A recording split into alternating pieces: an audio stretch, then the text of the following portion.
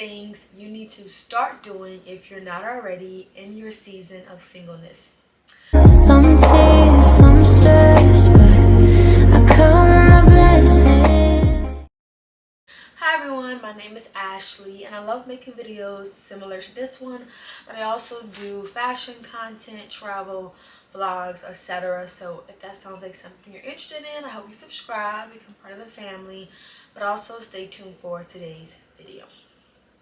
Now, a little side note, your girl is recovering, okay? I've been having a sore throat, she's been coughing, she's been going through it, and it's that time of the month, so she's not feeling her best.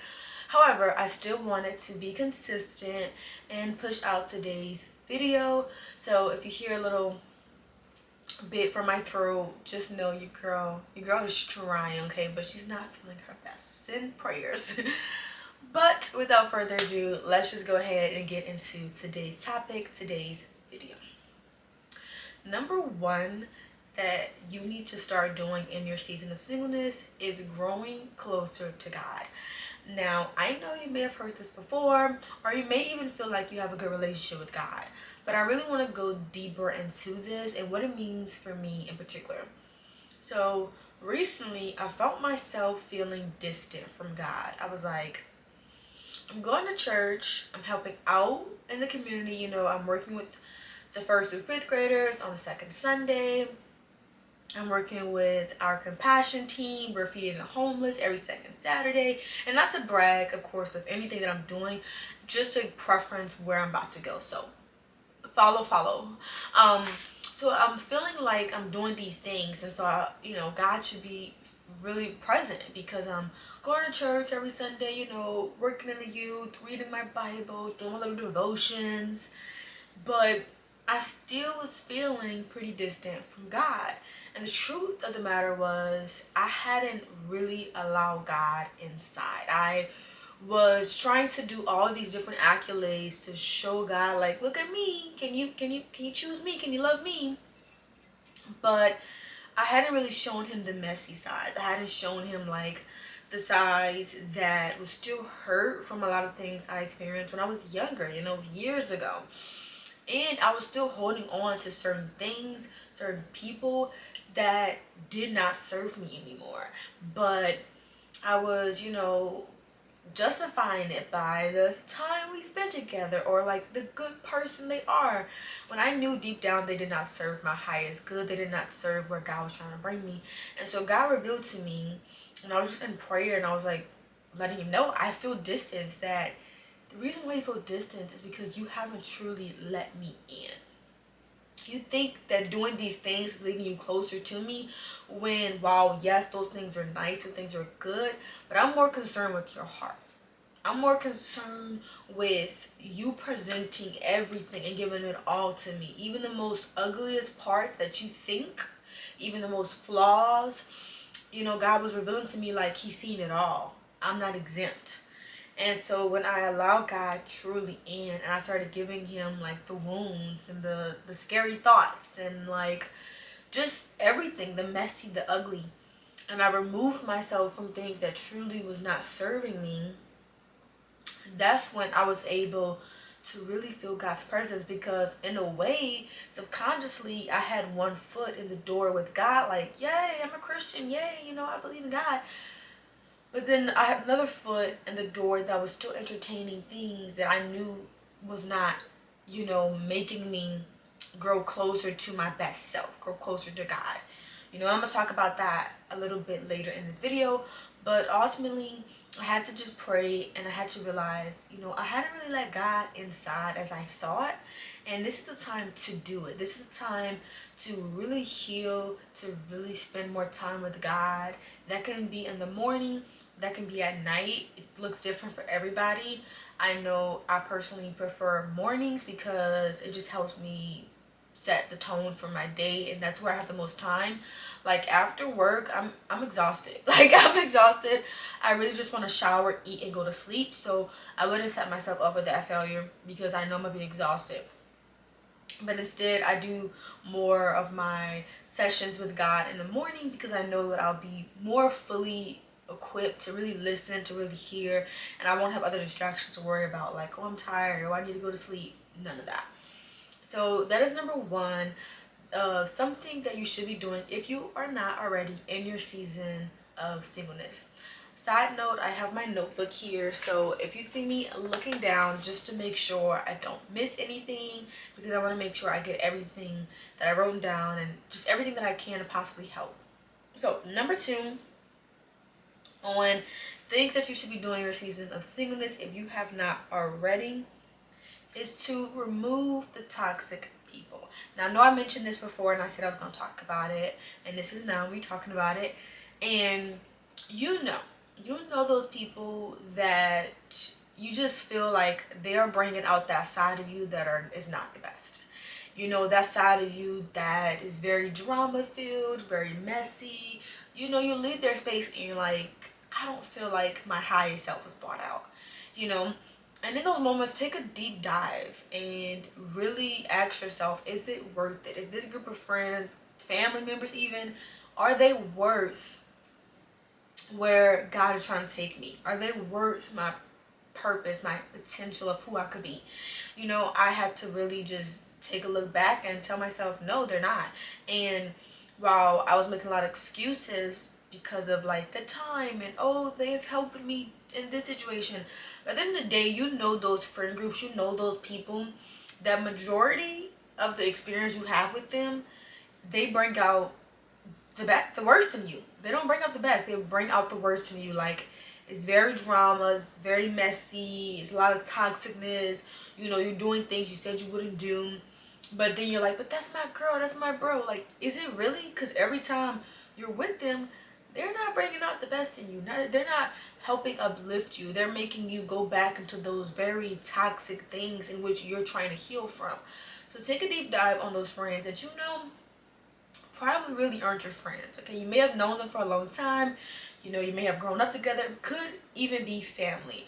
But if every time or a majority of the times when you hang out with them, you feel as if this worst side of you keeps coming out, I would do some deep digging into that, and you may have to take the hard plug and remove them. Maybe not like forever, but cut off the access you give them so easily. You know, maybe it's like, hey, I love y'all, but you know, I'm not gonna be coming home every single weekend because it's making me more insane. You know, or like, hey, I love y'all and I want to spend time with you, and I know that so-and-so's birthday's coming up, but I only can give the event an hour. Like, I'm only staying an hour and then I'm leaving, because I know that after an hour y'all start to drink, y'all start to kind of do certain things, and I just don't want to be in that environment. Whatever it may look like for you, do, but cut off that access or remove the person, the people entirely out of your life if you know that it's going to continuously bring you to a place of just not feeling your best. So that's number two. Number three on how or things you should be doing in your season of singleness is spending more time with people that feel good. Now, this kind of like goes hand in hand with my second point, but you know those relationships in your life that just feel nourishing. Oftentimes when we get into romantic relationships, we can kind of like abandon our friendships because now we're like focusing all our time and energy into our romantic relationship. And something I've realized is I am single, you know, clearly. And so that means none of the romantic relationships that I pursued that I was in worked. But you know what? Still standing strong? Not platonic friendships. Me and my best friend have been friends for like over 10 years now. And like, that is my sister, okay? And every day, like literally, I would say there's no day that goes by that I'm not reminded through her and the other relationships I have in my life with women that feeling of what unconditional love looks like.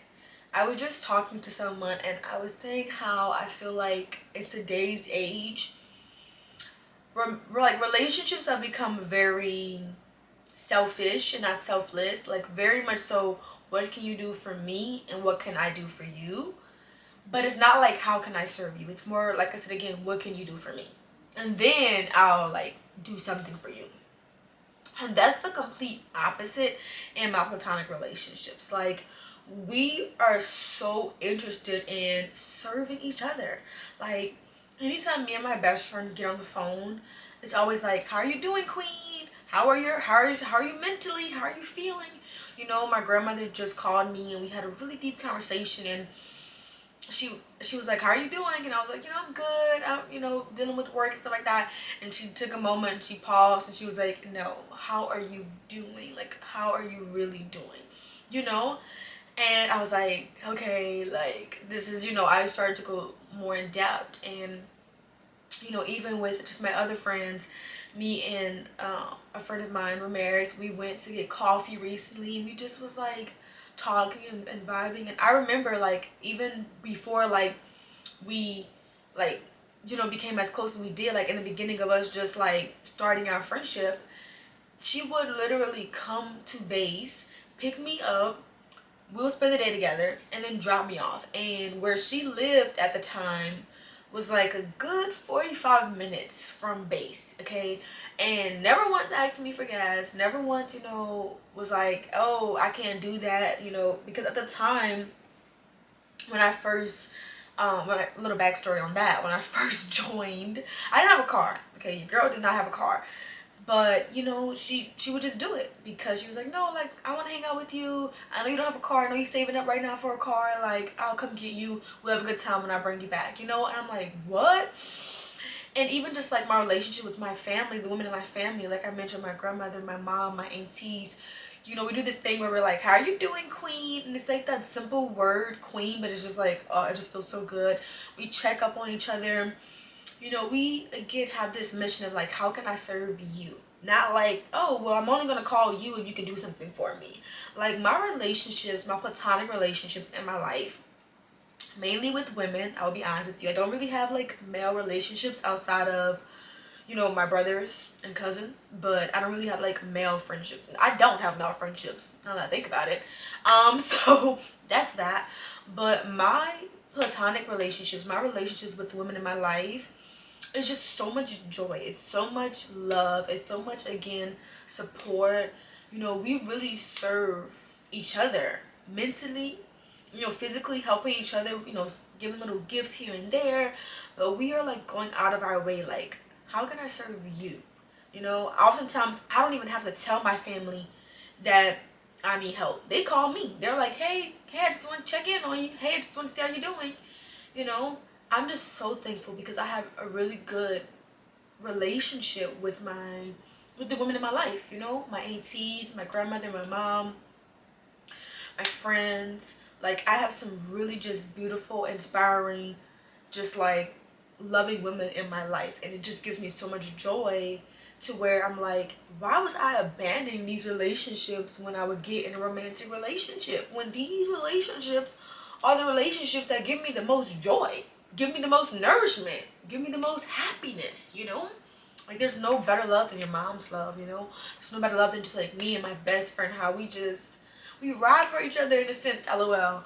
But I come to realize that, like, when the time does come and I do get in a romantic relationship, I'm not doing what I've done in the past. Like, me and my girls, we still going out, we still have a good time, like, because they are the relationships that I can't stress enough, I can't emphasize enough, make me feel the best. Like, literally, the way that we just love, support, our conversations are so more like meaningful. It's not just like, hey girl, what you doing? Like, no, we like catch up and we laugh and we talk, and it's just a beautiful connection. It's a beautiful time. And so I learned that this is the time for me to be prioritizing those relationships and, setting up that foundation, because again, they give me so much joy, they give me so much love, they make me definitely feel like I'm becoming my highest self. And so I want to honor those relationships, and I want to give and, continue to uplift as much as I can. So that is number 3. Number 4, we're on number 4, right? Okay, I gotta check because I wrote everything down, so I'm like, let me make sure I'm on the right point. Number 4 of things you need to start doing if you're not already in your season of singleness is to get a journal. Okay? Get a journal, girl. I mentioned this before in one of my other videos, but writing down everything that you're dealing with is so vital to your growth. I started this little series, I guess you could say, in my journal called Healing. And I titled it Day One, Healing Ashley. And I just wrote like everything I was feeling. At the time, I was holding on to people that really didn't serve me. At the time, I was, as I mentioned, one foot in the door for God, one foot in the world. I was still just eating certain things that weren't good. I was still listening to music that wasn't the best music that I should have been listening to. Like, I was just doing things that was not making me feel like my highest self. So I was just, just titled that Healing Ashley. And now, as I've increased in my days, I look back on day one and I'm like, oh my gosh, like, do I even recognize this person? I'm just like so shocked because I'm like, wow, like I was so sad and I didn't think that I could get to this point that I am now. And so I highly recommend a journal. What you decide to write about, it's up to you. There's so many different journal prompts that you can Google and start there if you don't know what to write about. But just start. And after you've been doing it for a month, 2 months, 3 months, 4 months, you'll look back and you'll see so much of your growth, so much that has transformed. And it's like something you can just read and be like, wow, if I could give that version of me a hug. And also, when you're going through your sad days, you can look back and say, I got through this moment, so I can get through this one. I'm going to be okay. Just like a nourishing hug from your past self to your future self, like everything's going to be okay. You got this. So I highly recommend getting a journal. There's so many, TJ Maxx, Marshalls, Amazon. Get a journal and start writing in it so that you can look back at your growth. It's just really pivotal. Number 5 on things that you need to start doing in your season of singleness is heal those wounds, okay? Like, this is the time. Go to therapy. I mentioned this before, but I'll say it again. Listen to podcasts if you can't afford therapy. Journaling would definitely help as well with healing those wounds. But start being very active about this. Not like, oh, I'm healing. Start doing things that is very active in your healing journey. Because what tends to happen is people don't really heal the trauma they've gone through. And then they get married. They have kids. And those wounds don't go away. Those, traumas they've experienced don't just disappear because now I'm married, now I have kids. No, they get worse. Because now you are triggered from a different standpoint. You're not just triggered from your season of singleness. Now you're triggered because you're married, you have kids, and it could be a lot. And now what tends to happen is you're causing generational curses. You're causing generational traumas. Because again, things that go unattended will never just disappear. It will never just be like, okay, it's erased, it's gone forever. No, it's going to get passed down. And hurt people hurt people. And now you're going to have kids growing up being like, yeah, this did happen in my family, but it was just normal. Or, yeah, this did happen, but, I didn't know how to talk about it. I didn't know what to do, so I just didn't do anything about it. And again, that is going to lead to generational curses, generational traumas. We have to deal with our wounds, especially before we start having kids and getting married. If you didn't, because life happens, right? We don't know, so we can't function off of things we don't know, right? I learned this, thankfully, before I had kids and before I became married, because I've never been married.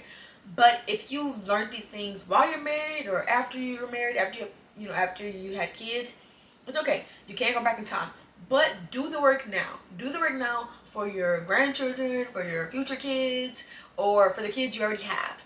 Do the work now for the marriage you're in or the marriage that one day you'll be in. It's never too late. Don't think, oh, well, I'm too far gone. No, do the work now. Because, again, it's never going to go away. You may think, oh, well, that was so many years ago. Oh, well, it is what it is. No. Heal those traumas now. Go to therapy. Talk to someone. Again, get a journal. But do things actively. Okay, don't just say you're gonna do it. Do it to start healing those traumas, because they're not gonna go away, and they're just gonna be passed down from one person to another. So heal your wounds. I suggest this in your season of singleness, like I said again, because you really want to try to set yourself up for the best that you can be when it comes to marriage and having kids, if that's something that you see in the future. But I did want to make a side note for those people that are already married and already have kids. Don't feel like it's too late. Start doing it now. Number 6 on things that you need to start doing in your season of singleness is start mending those old wounds or old relationships. Now, I know that I mentioned healing your wounds, right? Because on a personal level, you have to heal your own traumas, heal your own, wounds. But after you started doing that, start now to heal and mend those relationships that was broken. Now, I'm not saying, forgive and boom, we're back best friends, we're back together. But to really heal and mend those relationships, because again, that unforgiveness, those wounds aren't going to go away. Now, if you've had to cut off someone, or you had to, remove yourself from your family for a reason, hey, I'm not saying open that door, talk back to your family, because you know why you had to cut them off, you know why you had to move them out of your life, and if that's what you had to do, that's what you had to do. But I am saying take time to really forgive. That can include mending relationships. Those type of relationships where it's like, oh yeah, that's my sister, oh yeah, that's my friend, but it's so much tension, it's so much rivalry. It's like, yeah, y'all still talk to each other, but it's so much tension. It's clear that there's some trauma that has not been resolved, okay? It's clear. So, I'm talking about those relationships where like, yeah, this person is in my life, but we never talked about things that, happened in the past. We never really healed certain traumas. I never really told this person I was sorry for something I did. We just kind of moved past it and just was like, oh, that's family. No. This is the time to actually mend those bones. Tell that person, listen, growing up, I just thought that, oh, this is what siblings do.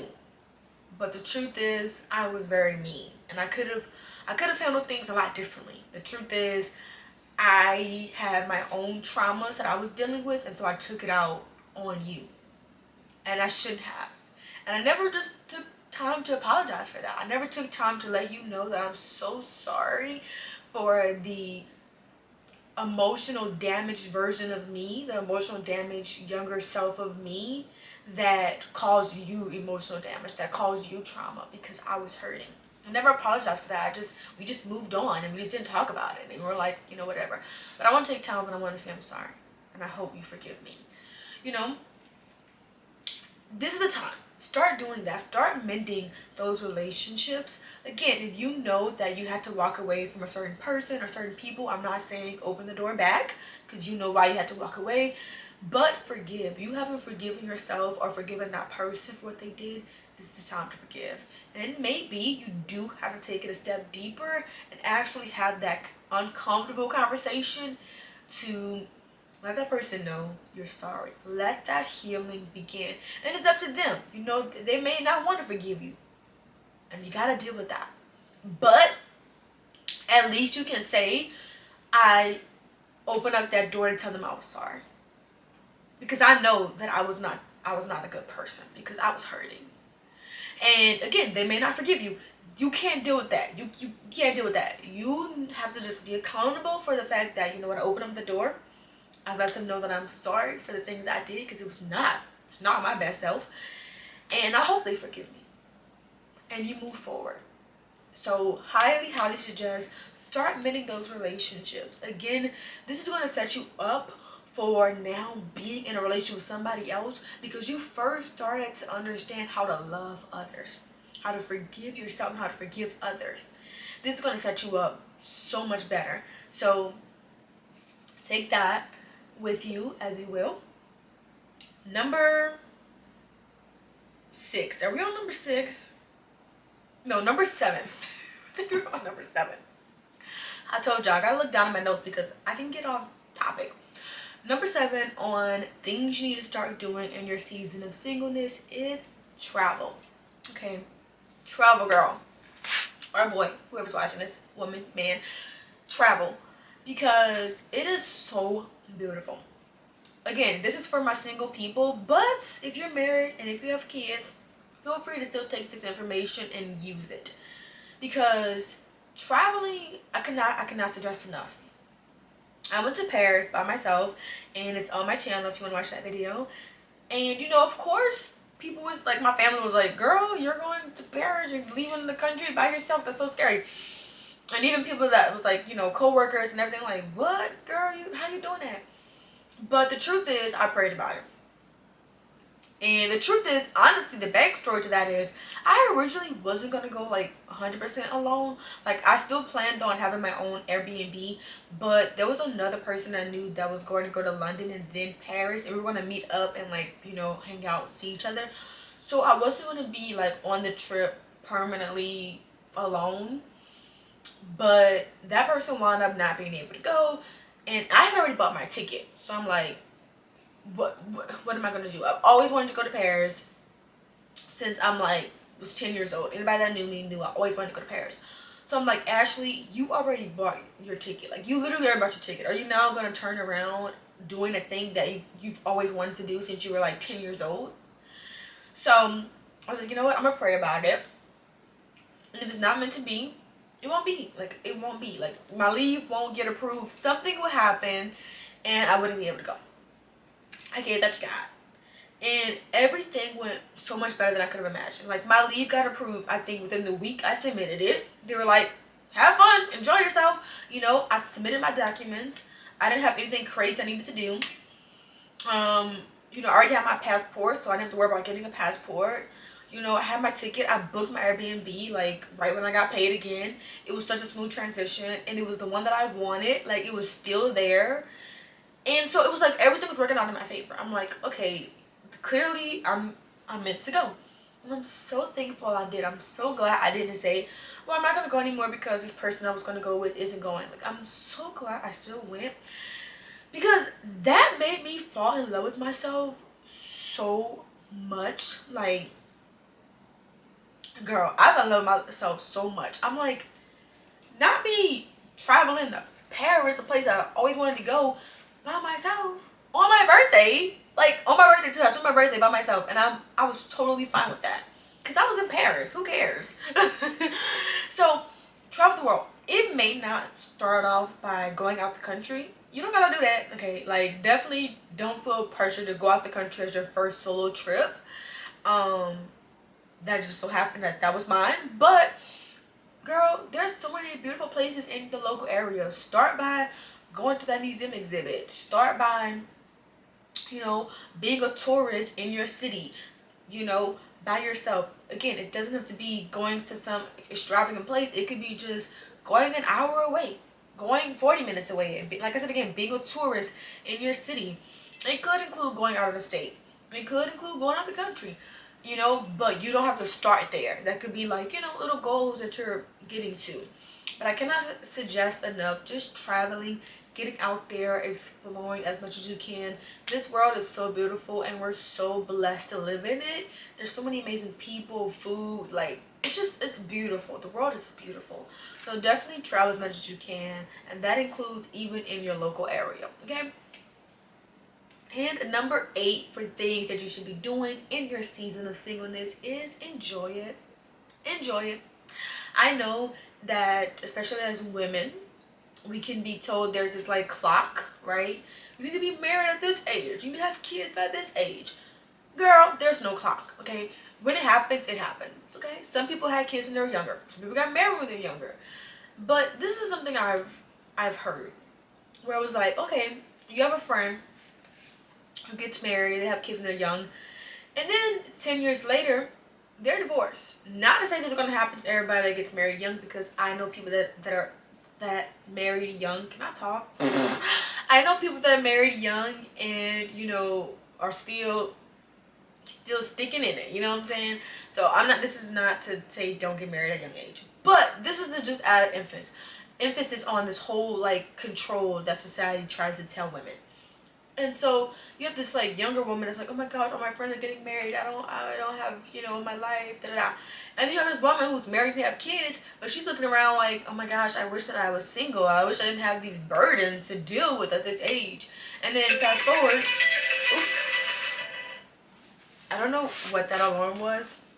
Anyways, fast forward, they get a divorce, or things don't work out. So you don't know where your life's gonna end. You don't know what's gonna happen.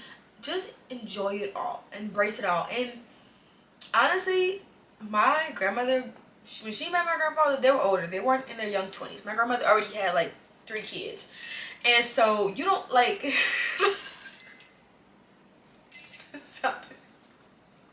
I'm sorry, that sounded so funny.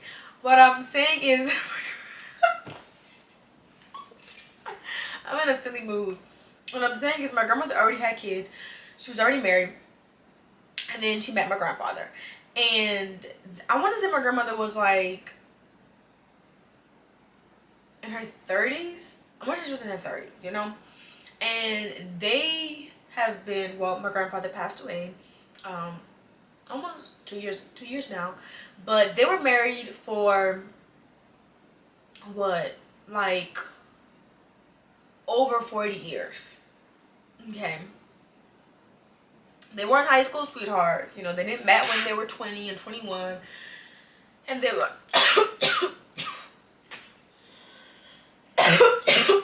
ooh, excuse me. And they were married for over 40 years. So I use that as a testimony, like, honestly, I don't need to meet my soulmate today. I'm 23. You know, I can get married when I'm like, let's say in my 30s. And God willingly, I'll live until like I'm at least 70. I still have 40 something years with that person. That's a long time. That's a long time, girl. So it's like, I'm really not in no rush. Like, I'm not in no rush. Like, I can meet my person tomorrow. I don't know. But I'm also okay if I don't meet them until I'm 30, 31. Because I'm enjoying it all. I'm embracing it all. And I know that when the love is supposed to come, it's going to come. I'm enjoying me. I'm loving me. This is a time for me to go after my goals. This is a time for me to heal those wounds. You know, embrace your season of singleness. Don't look at it as a curse. Don't look at it like, oh, I'm just waiting. There's some things you need to be doing. And that's why I really wanted to make this video, so that if you find yourself like, oh, I'm just so lonely, I'm just sitting in my season of singleness, like, girl, use this time to be bettering yourself. Use this time as it is meant for a purpose. The longer you may feel like you're single, it's because you're not using the time that God has given you to really deal with those things. So I say all that to say, don't look at it as a curse. Don't look at it as like, oh, this is just a boring waiting season. Look at it as an opportunity to lead to your best self and the best future wife, best future husband, best future mom, etc. Because it is vital to be preparing your season of singleness for that future relationship. So, yep, I hope that you took something from this video. This was mostly for my singles, but like I mentioned before, if you are married or in a relationship or have kids, feel free to still start doing these things if you're not, or continue doing them, because I feel like it's so beautiful and everyone can really use it. So without further ado, I'm going to go ahead and wrap this week's video up. Hopefully it wasn't all over the place. I'm not feeling my best. I'm in like a little goofy mood. Listen, y'all get the real from me, okay? YouTube, get the real. We don't shift it up too much. Like, you're going to get the real. This is Ashley. Welcome to Ashley's life. But as always, if no one's told you, I'm here to tell you that I love you. You are doing enough. You are exactly where you're meant to be. Okay, don't think about what society tells you. You are exactly where you need to be. I'm proud of you. Keep going, and I'll see you next time.